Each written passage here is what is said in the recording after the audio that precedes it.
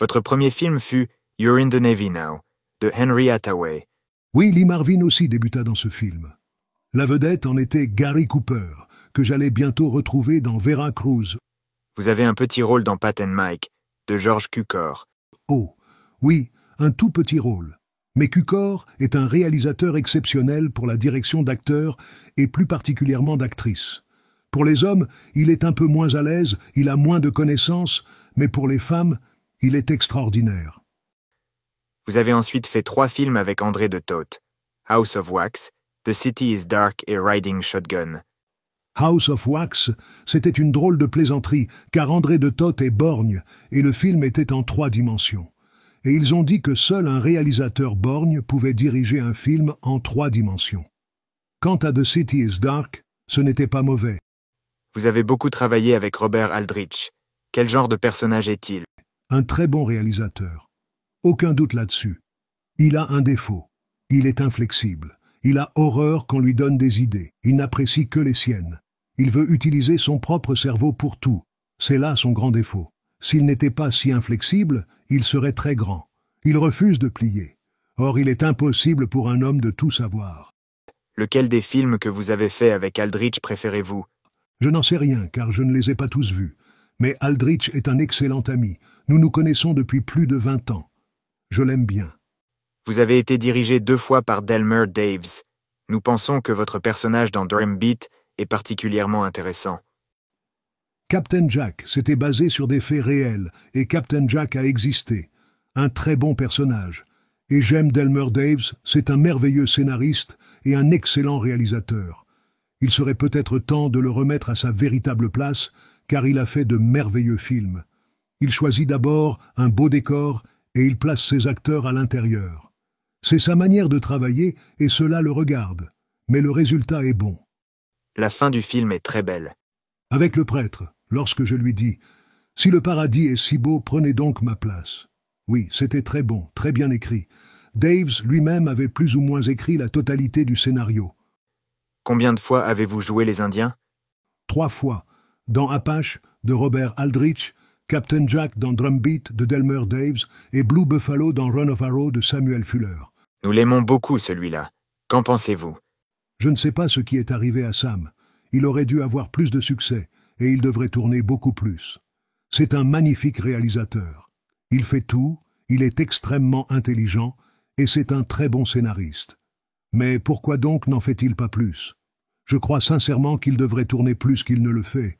Ce n'est pas sa faute, je crois, mais c'est la nature même d'Hollywood. C'est vraiment dommage, car il y a beaucoup de films qui ne demandent qu'à être dirigés par des gens de talent, et Hollywood ne donne pas de travail à un gars comme Sam. C'est très triste. Comment travaille-t-il? Il est très haut en couleur, très dépaysant, très bizarre. Il avait acquis une certaine notoriété avec un très bon film, pas cher du tout, The Steel Helmet. Pour signifier le début d'une prise, il ne dit pas « moteur », comme tout le monde. Il porte 2 revolvers à la ceinture et au moment de commencer, bang bang. Cela veut dire pour lui moteur. Alors tout le monde est nerveux, tendu, c'est-à-dire dans l'ambiance d'un film de Fuller. C'était très excitant et amusant pour nous, acteurs, de travailler de cette manière. Samuel Fuller a la réputation de ne pas très bien s'entendre avec les comédiens. Oh, je crois comprendre pourquoi. J'ai l'impression que Fuller est lui-même frustré. Il aurait voulu être comédien. Il est très cabotin, et c'est pour cela qu'il a parfois des ennuis avec eux. Il veut que les acteurs jouent comme il l'aurait fait lui-même. Je crois que ce n'est pas bon pour un cinéaste. Nous arrivons à Machine Gun Kelly, de Roger Corman. Nous avons tourné ce film en 8 jours. Vous vous rendez compte? 8 jours. Complètement fauché. Maintenant, cela n'est plus possible. Qui donc pourrait réaliser soigneusement un film en 8 jours? Ils n'ont plus l'esprit, le talent formé pour de telles entreprises. Pour 8 jours de tournage, je crois que Machine Gun Kelly est très bon. Je n'ai vu que la version primitive. Au cours d'une projection privée, je n'ai pas vu la version finale et je ne sais pas comment le film supporte les années. Comment est Corman? Il fait trop d'erreurs. Pour Machine Gun Kelly, il confia le rôle de la fille à une actrice petite, aux cheveux noirs. Mais la petite amie de Mitraillette Kelly était grosse, grande, blonde, et elle le battait, fais ceci, fais cela, et elle le giflait. Mais dans le film, elle est toute petite. C'est faux. Complètement faux. Le film aurait pu être meilleur, bien meilleur. Pourquoi a-t-il agi de la sorte? Je n'en sais rien. Elle était peut-être sa petite amie. Je crois que ce doit être cela. Mais laisser se perdre une chance de rendre un film meilleur, pour des raisons aussi mesquines. Comment a-t-il pu faire cela? L'amie de Mitraillette Kelly était une grosse blonde, qui avait été élevée dans le bordel dont sa mère était tenancière. Si les gens payent au cinéma, il faut leur donner ce qu'il y a de mieux. Il ne faut pas tricher de la sorte. Vous avez travaillé très souvent pour John Sturges. Avez-vous apprécié cette collaboration? Je crois que John Sturges est l'un des réalisateurs les plus sous-estimés qui soit. Il a fait un film qui était du pur John Sturges. C'était Bad Day at Black Rock. Je crois que c'est le seul film qu'il ait mené à son idée, le seul qu'il ait pu contrôler de bout en bout. Lorsqu'il est dans de bonnes conditions, il fait un merveilleux travail. The Great Escape lui ressemble beaucoup. J'estime beaucoup Sturges car, s'il tient particulièrement à un détail du film et que la production n'est pas d'accord, il s'en tient à ce que veut la production et vous voyez très bien cela sur l'écran. Ces films commerciaux ne sont pas sa propriété. On retrouve chez lui souvent les mêmes acteurs. James Coburn, Steve McQueen, etc. Je crois que c'est plutôt Bob Aldrich qui travaille de cette manière. John Sturges est très intelligent. Il sait qu'il n'a pas besoin de diriger tel acteur et il ne perd pas son temps à essayer de lui faire comprendre ce qu'il veut. Pour The Great Escape, il a eu beaucoup de problèmes avec Steve McQueen. Ce n'est pas un véritable acteur professionnel. Nous avons tourné pendant près de 2 mois et lorsque nous avons vu les rushs, il était horriblement mauvais. Nous avons dû faire venir un nouveau scénariste et tout recommencer à zéro. Sturges lui faisait confiance, totalement, car il l'avait déjà utilisé 2 ou 3 fois et pensait qu'il était inutile de trop lui donner d'indications. On ne peut pas continuer longtemps à faire illusion si l'on est trop superficiel. Vous pouvez vous présenter avantageusement sur l'écran, c'est assez facile. Mais jouer, véritablement, cela est une autre histoire. Il faut absolument se connaître soi-même. Le réalisateur ne peut tout de même pas tout vous donner. C'est ce qui est arrivé avec The Great Escape. C'est comme si l'on donnait 2 chances à un comédien. C'est ce qu'a eu Steve McQueen, et il n'en a pas très bien profité. D'ailleurs, Sturges ne l'a plus dirigé depuis. Il a essayé avec Le Mans, mais cela a éclaté. Je ne sais pas avec précision ce qui s'est passé, mais je le devine très facilement. Je n'ai pas besoin des ragots pour le savoir. Aimez-vous le personnage que vous jouez dans The Magnificent Seven?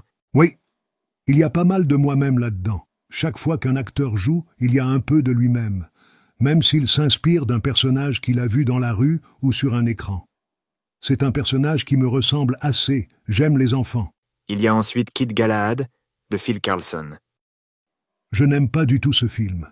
J'ai été le voir avec ma femme, et c'était si mauvais que nous sommes partis très vite, pendant la projection. Le personnage que vous jouez dans Four for Texas est extrêmement drôle, comme votre propre parodie. Non, pas exactement. C'était une comédie, tout le monde jouait très légèrement, et chacun parodiait quelque chose.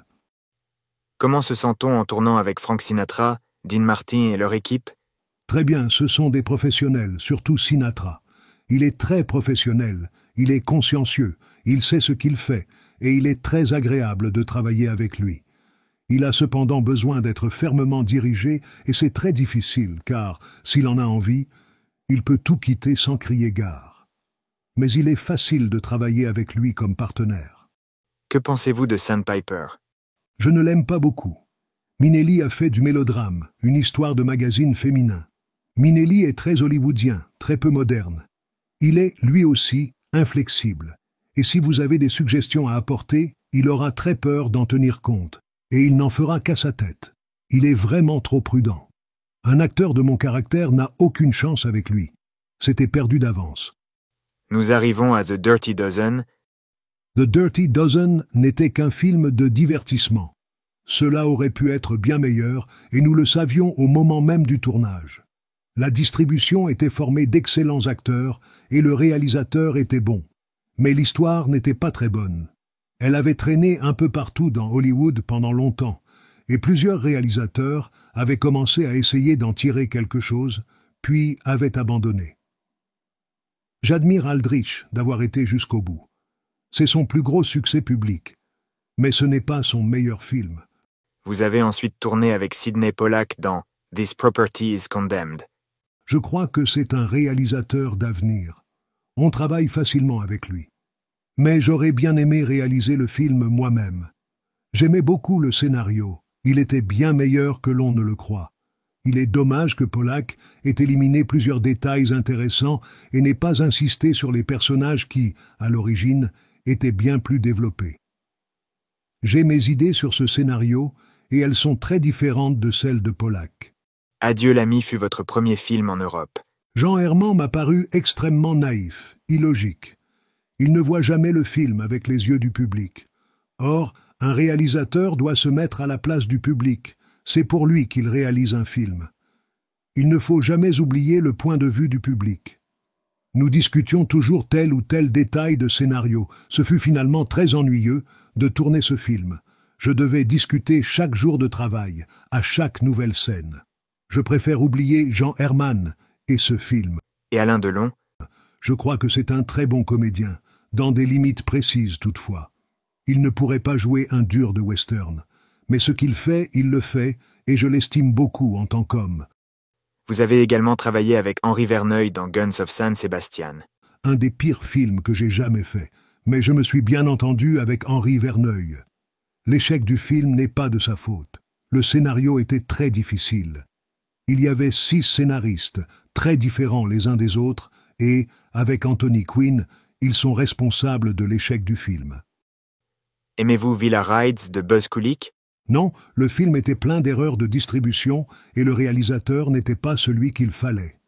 Quand j'ai lu le scénario, je me suis dit qu'il contenait beaucoup de possibilités, mais cela a mal tourné. Le personnage de la fille était complètement en porte-à-faux. Ils ont pris une Italienne pour jouer le rôle d'une Mexicaine. Et ils ont beaucoup réduit son rôle, ce qui a d'ailleurs servi le film. Quant à Yul Brynner, il a besoin d'une main ferme pour le diriger, car il a tendance à toujours jouer le personnage de Yul Brynner. Et le réalisateur que nous avions n'était pas le genre d'homme qui aurait pu lui dire « Non, ce n'est pas ainsi qu'il faut jouer ». Kulik ne l'a pas dirigé du tout. Si le film avait été fait soigneusement, il aurait pu être bon. Que pensez-vous de Robert Mitchum? C'est un excellent acteur, l'un des plus sous-estimés de la profession.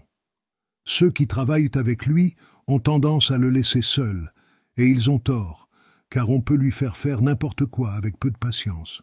De plus, il est extrêmement intelligent, et tout ce qui a été écrit sur lui est peut-être vrai, mais ce n'est pas ce qui me frappe en lui. C'est son cerveau qui me frappe. Il est vraiment d'une grande intelligence. Vous avez joué dans nombre de grands westerns américains, et ensuite vous avez tourné avec Sergio Leone. Il était une fois dans l'Ouest. À votre avis, quelle est la différence entre le western américain et le western italien? En vérité, Leone en connaît plus sur le western que plusieurs réalisateurs américains. Leone est très intelligent. Dans son film, Henry Fonda et Jason Robards étaient excellents, et Claudia Cardinal très belle. Ce n'est pas Anne Bancroft, mais elle sait jouer avec adresse, elle fait très bien ce qu'on lui demande. En fait, avec pour une poignée de dollars, les Italiens ont découvert que le public aimait cela. Il n'a jamais été question de montrer aux Américains comment faire un western. Leurs films sont strictement destinés à une audience européenne, et même particulièrement italienne. Cela marche bien ailleurs, mais surtout en Italie. Les Italiens aiment la violence, et peuvent en rire. Ils hurlent contre le mauvais pour le bon, car tout est assez simple. Ces films leur plaisent, ils les amusent surtout. Des critiques italiens voient des liens entre les westerns de Sturges et ceux de Leone. Je crois qu'il n'y en a aucun. Ils aiment tous les deux le réalisme, mais c'est tout. Nous avons remarqué dans Les Baroudeurs, de Peter Collinson, de grandes ressemblances de scénario et de découpage avec Vera Cruz. En étiez-vous conscient? Oui, c'est vrai. Ce genre de similitude entre un scénario et un autre se retrouve souvent. Le film vous a-t-il plu? Pas vraiment. Tout cela est assez médiocre. Tony Curtis joue uniquement sur le ton de la comédie et nous ne pensons pas que ce soit ce qui convenait. Ce n'est pas la faute de Tony Curtis. Avec un bon réalisateur, il peut jouer extrêmement bien. Dans ce cas, La responsabilité de l'échec du film incombe au réalisateur. Quant à Curtis, il fait partie de ces acteurs très doués qui ont besoin d'un bon metteur en scène pour donner le meilleur d'eux-mêmes. Et ce film, que je n'ai pas vu et que je verrai jamais, avait avant tout besoin d'un réalisateur. Je ferai pour ce film les mêmes critiques que je faisais tout à l'heure pour Mitraillette Kelly, de Corman. Il ne faut pas tricher. Les gens payent pour me voir, pour voir Tony Curtis, et à la place, ils ont de la merde. Ce n'est vraiment pas honnête. Je n'aime pas Monsieur Collinson. Lorsque l'on signe un contrat, que l'on accepte de faire un film, il faut aller jusqu'au bout et donner le meilleur de soi-même. Habituellement, voyez-vous vos films lorsqu'ils sont terminés? S'il y a une première spéciale, oui. Mais généralement, je suis très embarrassé de me voir sur un écran et j'essaie de ne pas assister aux projections. Je n'ai d'ailleurs pas vu Le Passager de la pluie. Il était une fois dans l'Ouest ni l'ange et le démon. De même pour la majorité de mes films. Quels sont les réalisateurs avec lesquels vous aimeriez travailler? Robert Aldrich, Sergio Leone, René Clément, Terence Young, avec qui je tourne en ce moment. Que pensez-vous du film que vous tournez actuellement, Nightmare? Je crois que c'est bon. L'histoire est bonne et Terence Young est très agréable. Il sait toujours ce qu'il fait et où il va. Je joue le rôle d'un homme perpétuellement sur la défensive. Il a été en prison, il s'est échappé avec d'autres en provoquant un meurtre et vit pendant 8 ans avec sa femme et son gosse. Ses compagnons le retrouvent et veulent l'utiliser à nouveau et pour cela, ils kidnappent l'enfant et la mère. Préférez-vous travailler en Europe ou aux États-Unis? Aux États-Unis, car j'y suis né. Mais pour les conditions de travail, c'est à peu près la même chose. Les gens de cinéma sont les mêmes partout. Au même moment, des anciens second rôles comme Lee Marvin, James Coburn et vous-même sont devenus vedettes. À quoi attribuez-vous ce phénomène? Ce n'est pas un phénomène, et ce n'est pas inattendu. Il a fallu 20 ans pour y parvenir. Il nous est arrivé à plusieurs en même temps de trouver un rôle où nous n'étions plus des brutes épaisses, mais où nous avons montré un côté plus secret de notre personnalité, et les gens se sont habitués à nous, car, pour la première fois, nous étions sympathiques.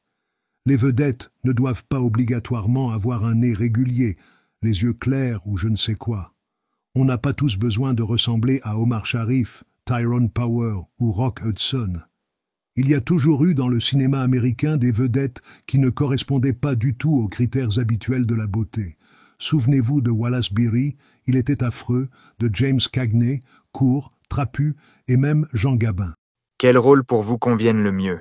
Je n'accepte jamais un rôle parce qu'il me convient, mais parce que je lui conviens.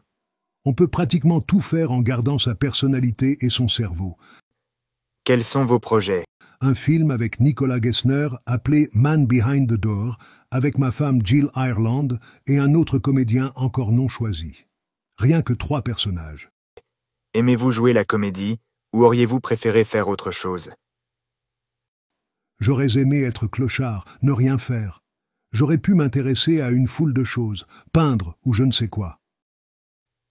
Lorsque vous jouez, qu'est-ce qui est le plus important pour vous? Je me soucie avant tout de la scène à jouer, car c'est là que dépend le succès du film. Il faut penser au public, se mettre à sa place. Tout acteur devrait le faire. Cela ne peut seulement dépendre du réalisateur. Il faut penser que certains spectateurs économisent de l'argent pour se payer une place de cinéma. C'est une grande responsabilité pour nous, il ne faut pas l'oublier.